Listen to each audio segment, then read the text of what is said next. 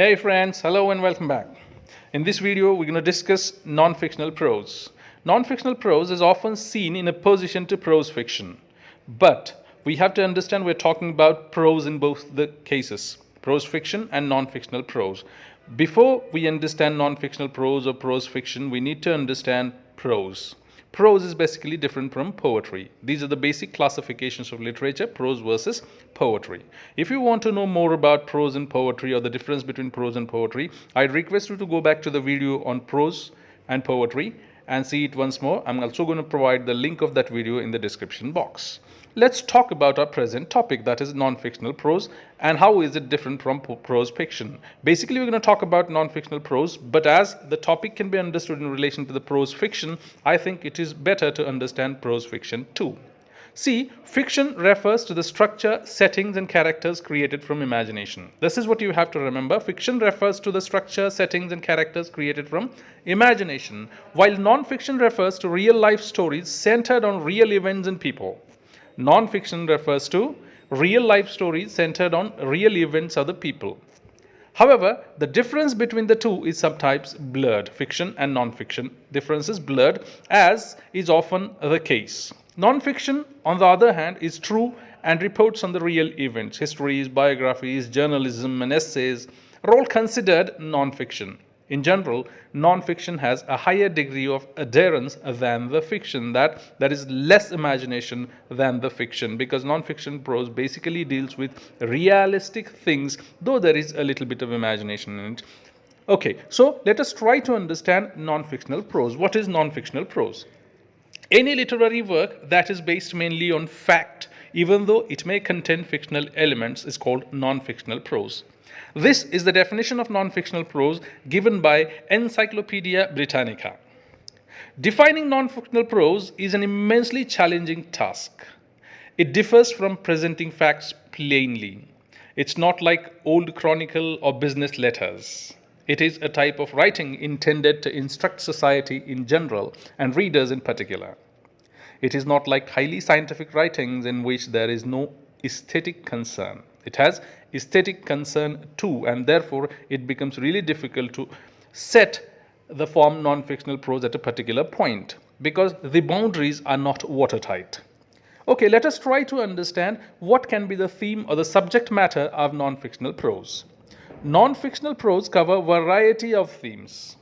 Subgenres of non-fictional prose have flourished in nearly all the countries it can be seen. It includes political and polemical writings, biographical and autobiographical literature, religious writings, and philosophical and moral writings too.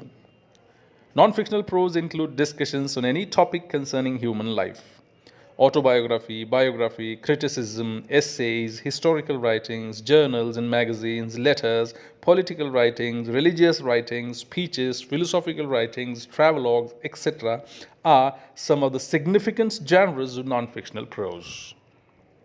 Let us try to understand the characterization in non-fictional prose, because characterization is an important aspect of any literary work.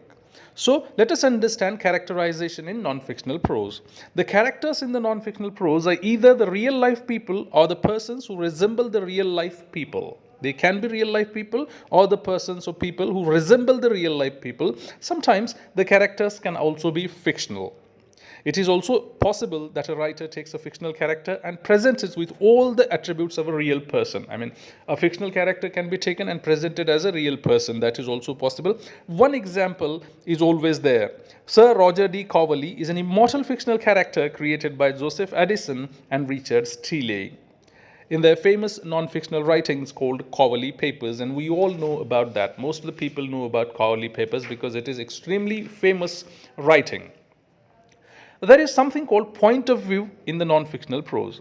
A point of view is the attitude of the writer. In non-fictional prose, it is the opinion of the writer. The writer ensures the credibility and authenticity of his writings, as the intention of these writings is to instruct the readers. Narrator's opinions, attitudes, and concerns are important. There can be different points of view. 4 points of view are considered important. First person point of view, second person point of view, third person limited point of view, and third person omniscient point of view. In the first person point of view, Pronoun I and me are used in the narration. I as a narrator can be authentic and reliable or a fictional narrator. Anything can be there. The second point of view is second person point of view. Second person point of view is most commonly used point of view in non-fictional prose. It is used to address the audience in technical writings, advertisements, songs, and speeches. The pronoun used in this point of view is you. The narrator tells the story to another character using the pronoun you in this point of view. The third point of view is third person limited point of view. In the third person limited point of view, pronouns he, she, it, and they are used. The narrator can be one of the characters involved in the action of the story. Or the narrator can also be the observer or the reporter. The narrator describes the events of the story. It is called a limited point of view because the narrator does not reveal much about the inner thought process of the character. And the last one is third person omniscient point of view. Omniscient means all-knowing. Third person omniscient point of view is same like the third person limited point of view. However, the narrator possesses full access to the thought process of the characters. As the narrator possesses full access to the thought process of the character, it is called omniscient point of view. So these are the 4 points of view we have seen. Now let us talk about narrative technique and the style, or the narrative technique or the style. Unlike fictional works, non-fictional prose does not intend to overpower the readers. The author leaves it to the readers to think and infer. Nonetheless, there is another way of writing non-fictional prose. This style of writing goes very close to the style of poetry. For example, writings of Edmund Burke are included in this category. William Hazlitt, one of the famous essayists of 19th century, praises Burke. He says that Burke's writing go very close to poetry, but they do not belong to the category called poetry. So there is again a kind of similarities between those kinds of writing. It becomes extremely difficult for us to decide which is which and which is not. That is it. Okay, now let us talk about subgenres of non-fictional prose. Non-fictional prose comprises a variety of writings. This can be termed as subgenres of non-fictional prose. Now, if we talk about some important subgenres of non-fictional prose, we have to talk about autobiography, biography, criticism, essays, historical writings, journals, magazines, letters, political writings, religious writings, speeches, and travelogues. Let us try to understand each of them one by one. Let us talk about autobiography first. Autobiography is the story of one's own life. It can also be called a self-written biography. Writer tells the story of his own life in autobiography. Autobiography is not supposed to create imaginary incidents, situations, and characters. It should be an honest, faithful, and trustworthy, yet literary account of one's own life. My Experiments with Truth is Mahatma Gandhi's autobiography. Wings of Fire is Dr. APJ Abdul Kalam's autobiography. Waiting for Visa is Dr. Babasaheb Ambedkar's autobiography. There are plenty of autobiographies written. You can refer to them. The second subgenre is biography. Biography is the published life story of a person. One person's life story narrated by another person is called biography. The writer of a biography is called biographer. He must be a close friend, associate, or devotee to the person whose biography is written. Biography, too, is not supposed to create imaginary incidents, situations, and characters. It should be an honest, faithful, and trustworthy, yet literary account of a person's life. Some examples of biography are Unbroken by Laura Hillenbrand, Steve Jobs by Walter Isaacson, Enter the Wild by John Krakauer, The Immortal Life of Henrietta Lacks by Rebecca Skloot, and so on. Criticism. Criticism is judicious, logical, and objective assessment of a work of art. The Western critical thinking goes back to Greek philosophers Socrates, Plato, and Aristotle, and to the Roman thinkers Horace, Longinus, and Cicero. Literary criticism addresses the issues like definition, nature, scope, and functions of literature. Criticism is systematic, logical, and judicious analysis of the subject under study. Subgenre of non-fictional prose is essay 2. Essay is a scholarly discourse on a specific topic. It includes a variety of topics related to human existence. Tone of an essayist can be descriptive, persuasive, argumentative, explanatory, or exploratory. Essays can be short essays of or long essays. John Dryden's essay on dramatic poesy is a fine example of long essay. Bacon's essays are popular examples of short essays. Another subgenre is historical writings. Non-fictional historical writings are different from historical fiction and history books. They carry a strong subjective point of view. These writings include memoirs of the narrator or the philosophical extension of narrator's readings. Another subgenre is journals and magazines. Journals and magazines are the useful documents as the authentic records of the contemporary times. It contains analysis of various significant issues or commentaries on them. Coverley Papers by Joseph Addison and Richard Stille is the best example of this type of writing.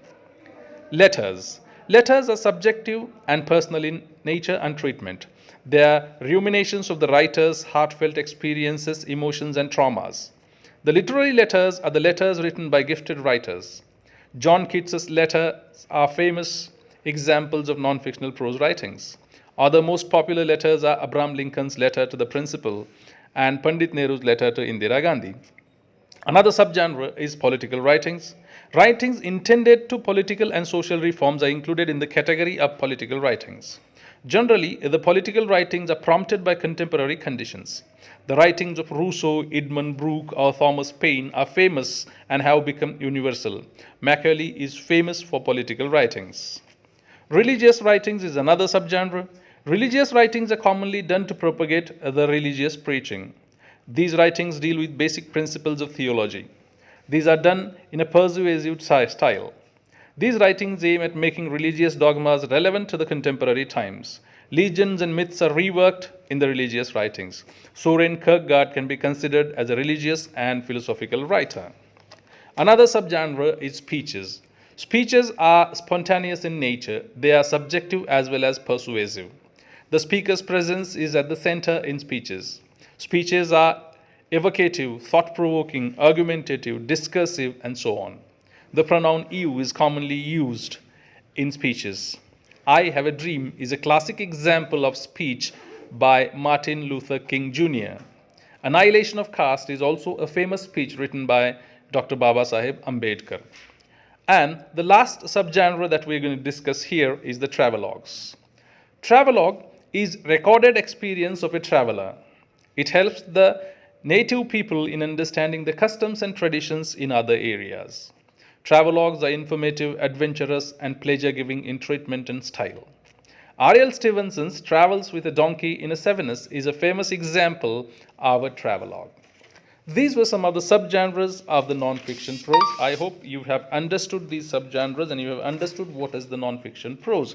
If you have understood and liked this video, please hit the like button, share this video with your friends, and do not forget to subscribe to the channel if you are new to it. Thank you very much for watching.